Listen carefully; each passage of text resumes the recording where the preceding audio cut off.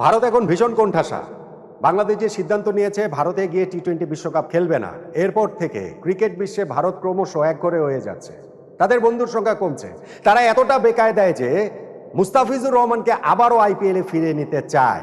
তার বিনিময়ে হলেও বাংলাদেশকে টি-20 বিশ্বকাপে খেলানোর জন্য মরিয়া ভারত। কিন্তু বাংলাদেশ ক্রিকেট বোর্ড সেই প্রস্তাবটা প্রত্যাখ্যান করেছে। আজকে দিনভর সোশ্যাল মিডিয়াতে আপনি এই সংবাদটা দেখছেন না, এই আলোচনাটা দেখছেন না, ফেসবুক স্ক্রল করলে এই জাতীয় খবর আপনার সামনে চলে আসছে না? এই খবরের উৎসটা আসলে কোথায়? আমি বলবো, বাংলাদেশের মানুষকে বোকা বানানোর 101টা পদ্ধতি এই নামে যদি কোনো বই লেখা হয়, তাতে এইটা একটা টেক্সট বুক এক্সাম্পল হিসাবেও থাকতে পারে। দিন দুয়েক আগেই তো নট আউট নো মানে এটা নিয়ে আমরা ভিডিও করেছি। আমরা হেডিংয়ে দিয়েছিলাম যে মুস্তাফিজুরকে যদি আবার ফিরিয়ে নেয় আইপিএল, তাহলে কি বাংলাদেশ ভারতে গিয়ে টি-20 বিশ্বকাপ খেলবে? ভারতীয় ক্রিকেট বোর্ডের পক্ষ থেকে বাংলাদেশ ক্রিকেট বোর্ডের কাছে এরকম প্রস্তাব করা হয়েছে এবং বাংলাদেশ ক্রিকেট বোর্ড সেটা রিজেক্ট করেছে। অনেক আগের ঘটনা, 2 দিন আগের ঘটনা। এরপর জল অনেক দূর গড়িয়ে গেছে। ততক্ষণ পর্যন্ত বাংলাদেশের সঙ্গে আইসিসির কোনো আনুষ্ঠানিক যোগাযোগই হয়নি। আইসিসির সঙ্গে মেল চালাচালির পর্যায়টাই শুরু হয়নি। ওই সময়ের ঘটনাটাকে এখন আবার সামনে নিয়ে আসা মানে হচ্ছে গিয়ে আবারও সেই আবেগটাতে সুরসুরি দেওয়া, যে আমাদেরকে একটা বিজয়ী ফিলিং দেওয়া, যে না, বাংলাদেশ জিতছে, বাংলাদেশ এই জায়গাটা থেকে বিজয়ী হিসেবে বের হয়ে আসবে, আমাদের কথা মতোই সব কিছু হবে। কিন্তু শেষ পর্যন্ত গিয়ে বাংলাদেশ হেরে যাচ্ছে, বাংলাদেশের ক্রিকেট হেরে যাচ্ছে। আমি যেটা আগে বলেছিলাম, টি-20 বিশ্বকাপে বাংলাদেশের খেলার সম্ভাবনা 5%, গত 24 ঘন্টার ডেভেলপমেন্টে সেটা 6% হয়নি, 5%ই রয়ে গেছে। সো সেইখানটাতে এখন মনে করার কোনো কারণ নেই যে আইপিএলে মুস্তাফিজকে ফিরিয়ে নেওয়ার ওই ডেসপারেট অ্যাটেম্পট, সেইখান থেকে বাংলাদেশকে ফেরানোর জন্য ভারত ওই রকম মরিয়া হয়ে আছে। দেখুন, টি-20 বিশ্বকাপ এটা আইসিসি ইভেন্ট, আয়োজক ভারত। বাংলাদেশ যখন ওরকম একটা স্টেপ নিয়েছে, শুরুটা ভারত করেছে, আগুনটা ভারত জ্বালিয়েছে। মুস্তাফিজকে আইপিএল থেকে তারা অন্যায়ভাবে, অন্যায্যভাবে তারা বাদ দিয়েছে এবং বাংলাদেশ যখন ওইখানটাতে ওইরকম একটা কড়া স্ট্যান্ড নিয়ে নিল যে ভারতের মাটিতে গিয়ে আমরা টি-20 বিশ্বকাপ খেলবো না, তখন ভারতীয় ক্রিকেট বোর্ডের তরফ থেকে কিন্তু এই আলোচনাটা ইনফর্মালি, এই আলোচনাটা কিন্তু হয়েছে। আমি এটা আগেও বলেছি যে মুস্তাফিজকে ফিরিয়ে নিলে কি সমস্যার সমাধান হয়? বাংলাদেশ ক্রিকেট বোর্ডের এই ডিসিশন দেওয়ারই ক্ষমতা নাই। ওই যে ক্রিকেট বোর্ড থেকে বলা হয়েছে যে না, আমরা এখনো আর খেলবো না, এটা আসলে দেরি হয়ে গেছে। কারণ বাংলাদেশ ক্রিকেট বোর্ডের হাতে খেলাটা নাই রে ভাই, এইটা বাংলাদেশ সরকারের কাছে চলে গেছে, এইটা রাজনীতিবিদদের কাছে চলে গিয়েছে। যেই আগুনটা ভারত জ্বালিয়েছে সেইটা এখন দাবানল হয়ে গেছে এবং কোথাও আগুন জ্বলে উঠলে আপনি খেয়াল করে দেখবেন 3 ধরনের লোক দেখা যায়। এক ধরনের লোক পানি দিয়ে আগুন নেভানোর চেষ্টা করে, আরেক দল লোক দূরে দাঁড়িয়ে তামাশা দেখে এবং আরেক দল লোক তারা ওই আগুনে আলু পোড়া দিয়ে খাওয়ায় ব্যস্ত হয়ে পড়ে। আনফর্চুনেটলি মুস্তাফিজুর রহমানের এই ইস্যুটাতে দূরে দাঁড়িয়ে তামাশা দেখা এবং আগুনে আলু পোড়া খাওয়ার লোকের সংখ্যাটাই অনেক অনেক বেশি, আগুনটা নেভানোর চেষ্টা নেই। মুস্তাফিজকে আইপিএল ফিরিয়ে নিলে এবং সেই ক্ষেত্রে আমরা যদি ভারতের মাটিতে গিয়েও টি-20 বিশ্বকাপ খেলি, বাংলাদেশের জন্য সেটা উইন উইন সিচুয়েশন হতো। আমি আগেও বলেছি, আমি এটা এখনো বলছি। কেননা ঘটনাটা ভারত শুরু করেছে মুস্তাফিজকে বাদ দিয়ে। ফলে মুস্তাফিজকে যদি তারা আইপিএলে আবার ফিরিয়ে নেয়, ভারতের পরাজয়। আমরা এখান থেকে একটা মেসেজ দেওয়ার দরকার ছিল, খুবই স্ট্রংলি রিয়েক্ট করার দরকার ছিল, সেই জিনিসটা আমরা করতে পেরেছি এবং আমাদের সেই মেসেজে ভারত মুস্তাফিজকে ফেরত নিতে বাধ্য হয়েছে। দ্যাটস ইট, হতে পারতো সেই পর্যন্তই। আমরা সেইটাকে বাড়িয়ে নিয়ে গিয়ে যে টি-20 বিশ্বকাপ আমরা খেলবো না ভারতের মাটিতে, মানে খেলবোই না, এই যে আমরা একটা স্ট্যান্ড নিয়ে নিয়েছি, সেই স্ট্যান্ডটা বাংলাদেশ ক্রিকেটের জন্য ভালো হবে না। আপনারা প্রায় কেউই একমত হবেন না আমার সঙ্গে, কিন্তু মহাকালে সেটা আসলে দেখতে পাবেন। এই অবস্থানটাই যদি থাকে, বাংলাদেশ যদি টি-20 ওয়ার্ল্ড কাপ নাই খেলে, তাহলে এইটা বাংলাদেশ ক্রিকেটের ধ্বংসের শুরু হবে। ভারত এইখান থেকে তাদের ক্রিকেট কূটনীতি, তাদের ক্রিকেটীয় পাওয়ার কাজে লাগিয়ে বাংলাদেশ ক্রিকেটটাকে শেষ করে দিবে। তারা ওই ইগোর জায়গাটা থেকে বাংলাদেশ ক্রিকেটকে ধ্বংস করে দিবে। ভাই, ক্রিকেট বিশ্বে ভারতের অবস্থান হচ্ছে ডোনাল্ড ট্রাম্পের মতো। ডোনাল্ড ট্রাম্প ভেনিজুয়েলার প্রেসিডেন্টকে গিয়ে তুলে নিয়ে তাদের দেশে চলে গেল। পুরো বিশ্বের কোনো হেলদোল রয়েছে?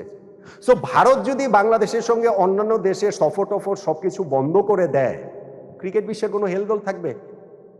এবং এইখানটাতে যে অর্থনীতি জড়িত, সেই ক্রিকেট অর্থনীতির মোর দেন 80% ভারতের কন্ট্রোলে।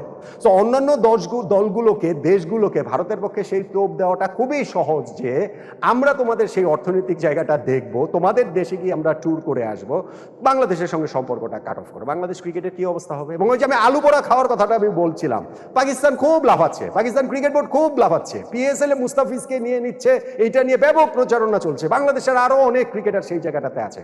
বাংলাদেশের ক্রিকেট সমস্যার সমাধান কি এই জায়গাটাতে হবে? পিএসএল এ বাংলাদেশের 10 জন ক্রিকেটারও যদি খেলে, পাকিস্তানের সঙ্গে বাংলাদেশের দ্বিপাক্ষীয় সিরিজ প্রতি বছর 4টা করেও যদি হয়, 2বার পাকিস্তানে আমরা গেলাম, পাকিস্তান 2বার বাংলাদেশে আসলো, তাতে করেও কি বাংলাদেশের পক্ষে এই ক্ষতি পুষিয়ে ওঠা সম্ভব হবে?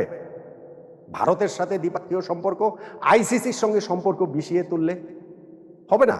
বাংলাদেশের ক্রিকেট যে পরিচালিত হয়, সেই ক্রিকেট পরিচালন ব্যয়ের আমার ধারণা মোর দেন 70% আমরা পাই আইসিসির কাছ থেকে প্রাপ্ত অর্থ দিয়ে। এই যে 1200 কোটি 1400 কোটির গল্প আমরা শুনি, কিন্তু এই রেগুলার যে অ্যাক্টিভিটিস ক্রিকেট বোর্ডের, সেই ব্যয় মেটানোর জন্য আমাদেরকে এখনো মোটা দাগে আইসিসির উপরে নির্ভর করতে হয়। ফলে আইসিসির সঙ্গে আপনি বলতে পারেন যে না, আইসিসি তো এখানে কোনো ইস্যু নেই, ইস্যু হচ্ছে গিয়ে ভারত। আইসিসির প্রেসিডেন্ট তো জয় শাহ, একজন ভারতীয়। জয় শাহর বাবা অমিত শাহ, ভারতের স্বরাষ্ট্রমন্ত্রী।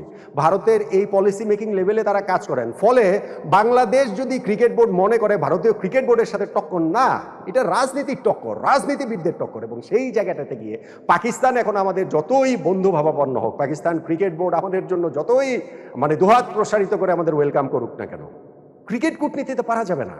ক্রিকেট কূটনীতিতে আমরা ক্রমশ পিছিয়ে পড়ব। এবং এইটার সুদূর প্রসারী ইফেক্টটা গিয়ে যারা এই ঘটনাটাতে আলুপোড়া খাচ্ছেন, তাদের কার্যসিদ্ধিটাই আমরা আসলে করে দিচ্ছি। বাংলাদেশ থেকে ক্রিকেটটাকে যারা মুছে দিতে চান, যেটা আবেগের ফাঁদে পড়ে আমরা অনেকে বলতে অনেকেই, পার্সেন্টেজটা অনেক হাই, বুঝতে পারছি না, তারা বুঝতে পারবো। যতদিনে বুঝতে পারবো, ততদিনে বোধহয় আমাদের ফেরার আর কোনো পথ থাকবে না।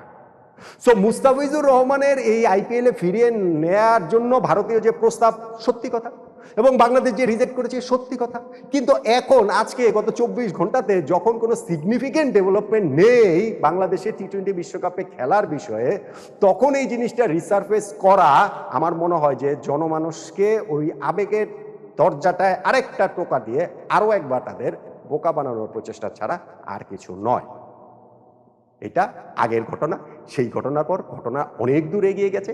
এই জায়গাটা থেকে আমরা কিভাবে বেরোতে পারি? আমি তখনই বলেছিলাম বাংলাদেশের জন্য অবশ্যই সেটা উইন উইন সিচুয়েশন হতো যদি মুস্তাফিজকে ভারত ফিরিয়ে নিত আইপিএলে, এবং সেই ক্ষেত্রে বাংলাদেশ টি-20 বিশ্বকাপে ভারতে গিয়ে খেলতো। সেটা তো হয়নি, কারণ সেটা হোক তা বাংলাদেশ চায় না।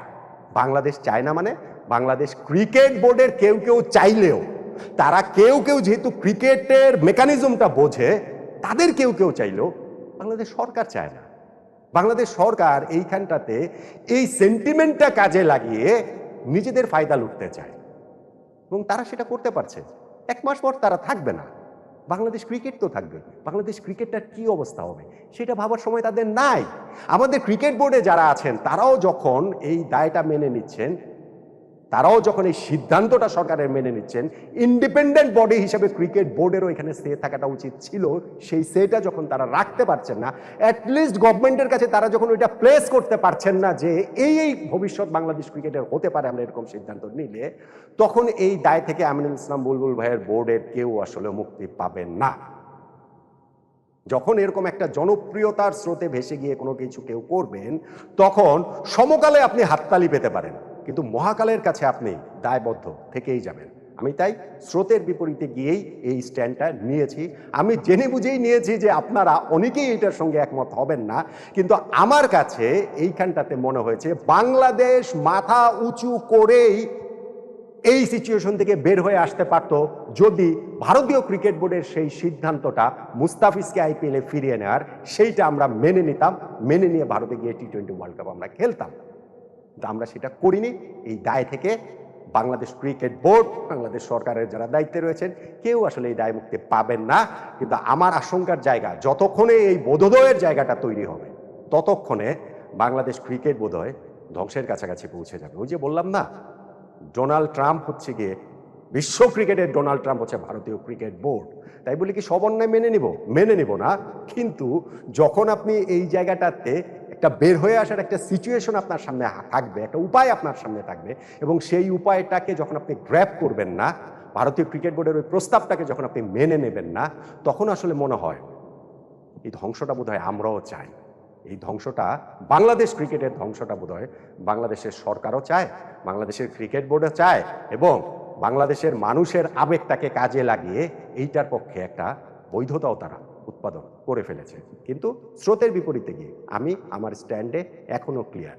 আমি এখনো মনে করি 5% থেকে 6% সম্ভাবনা বাংলাদেশের হয়নি গত 24 ঘন্টা ডেভেলপমেন্টে টি-20 বিশ্বকাপ খেলার ক্ষেত্রে, কিন্তু সেই 5%কে 100% করার দায় এবং দায়িত্ব বাংলাদেশ ক্রিকেট বোর্ডের। আপনারাই এই সিচুয়েশনটা গ্র্যাব করতে পারেননি। আপনারা যেই রিয়াকশন দেখিয়েছেন, তারপরে গিয়ে ভারত ক্রিকেট বোর্ডের ওই প্রস্তাবটাও আপনারা মেনে নেননি মুস্তাফিজকে ফিরিয়ে নেওয়ার।